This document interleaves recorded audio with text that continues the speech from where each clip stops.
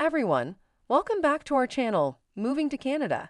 Today, we're diving into some significant updates in Canada's immigration policies that directly impact students and temporary residents. Specifically, we're going to talk about the recent changes that have put an end to the practice of flag polling. This is a big deal, and it has some important implications for anyone looking to expedite their visa and permit processes. If you're new to our channel, make sure to hit that subscribe button and ring the notification bell so you don't miss any updates. Our mission is to provide you with the latest and most reliable information about moving to and settling in Canada. For those of you who may not be familiar, flag polling is a practice where temporary residents in Canada, such as those on study visas, work permits, or other categories, leave the country briefly and re-enter to speed up the processing of their immigration documents. It's been a popular method because it allows applicants to receive permits faster than the standard processing times within Canada. However, the Canadian Immigration Minister recently announced that flag polling will no longer be allowed. The main reason for this decision is that flag polling diverts border officers' attention from their primary duty of ensuring national security. Processing immigration documents at the border compromises the efficiency and effectiveness of border security operations. So, to address these concerns, the government is aiming to improve processing times within Canada, allowing temporary residents to obtain necessary permits without having to resort to flag polling. Now, what does this mean for you? Especially if you're an international student or a temporary worker? Well, let's break it down.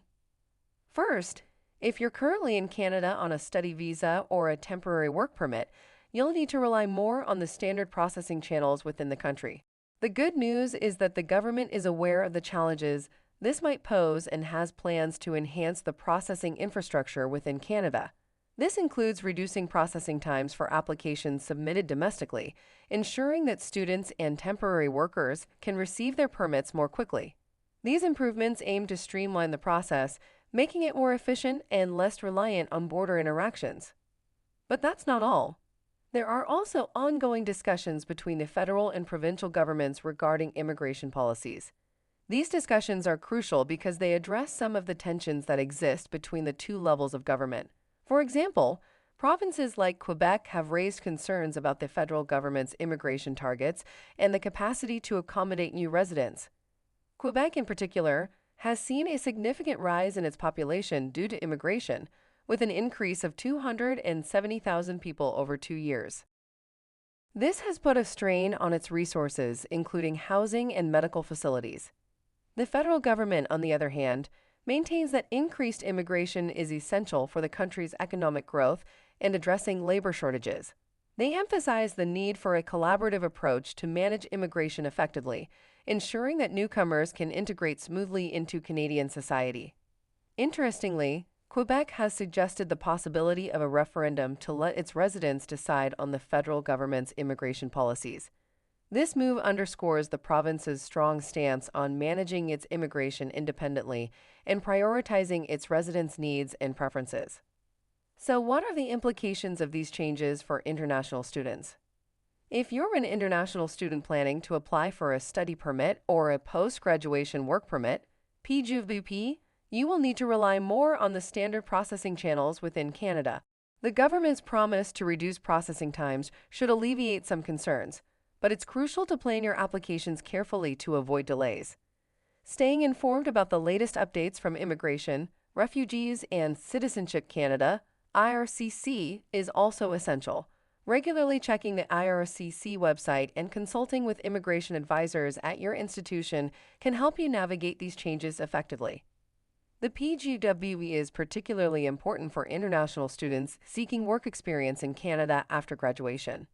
While the end of flag polling might initially seem like a setback, the improved processing times within Canada should ensure that students can still access these opportunities without undue delay. Navigating these changes might seem daunting, but it's important to remember that Canada's recent updates to its immigration and visa policies reflect a commitment to balancing security concerns with the need to streamline administrative processes. While the end of flag polling may pose challenges for some, the government's efforts to improve processing times within Canada aim to mitigate these issues. International students and temporary workers should stay informed and proactive, ensuring they can navigate these changes smoothly and continue to benefit from the opportunities that Canada offers. To further understand the broader implications of these changes, it's essential to delve into the context of Canada's immigration landscape. Canada has long been known for its welcoming approach to immigrants, playing a critical role in the country's demographic and economic growth.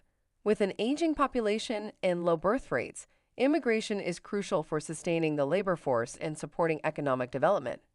Policies have traditionally focused on attracting skilled workers, international students, and entrepreneurs to bolster various sectors.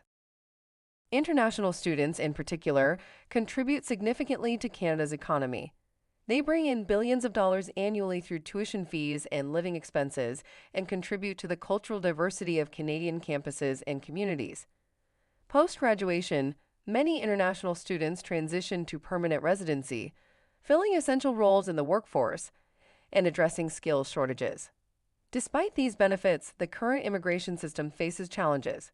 Processing delays, bureaucratic hurdles, and regional disparities in accommodating new immigrants have created friction between the federal and provincial governments. The recent policy changes aim to address some of these issues, but there is still much work to be done to create a more efficient and equitable system. Looking ahead, there are several potential future directions for Canada's immigration policies. One key area is enhancing digital infrastructure. Investing in digital infrastructure to streamline application processes can significantly reduce processing times.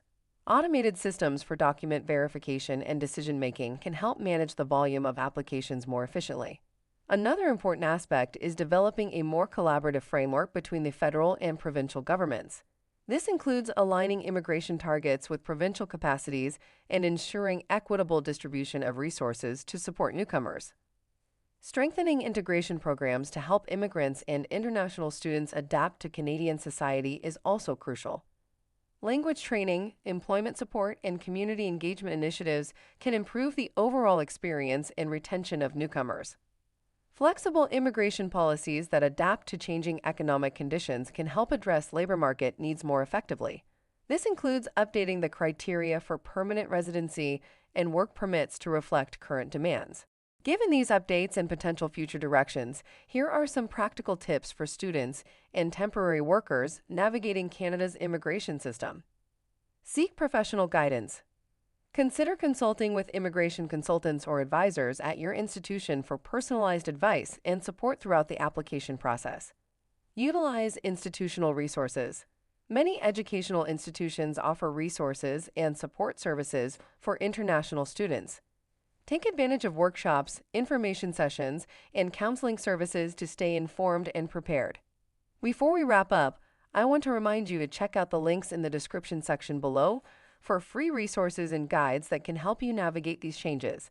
And if you haven't already, make sure to subscribe to our channel so you can stay updated with the latest Canada immigration updates and learn more about moving and settling in Canada. Thanks for watching. If you have any questions or thoughts, please let us know in the comments section below.